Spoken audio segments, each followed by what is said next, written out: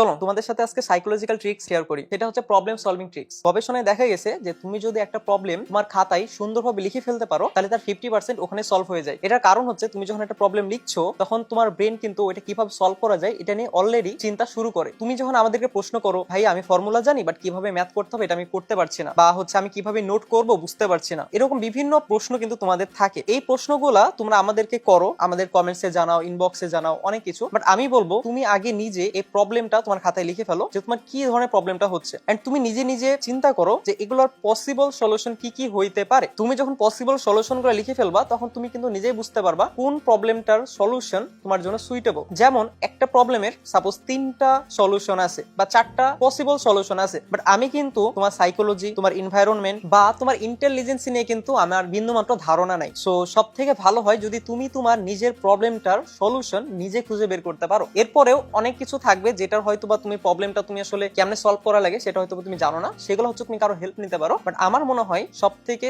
Suitable সলিউশনটা তোমার নিজেরই খুঁজে বের করা উচিত।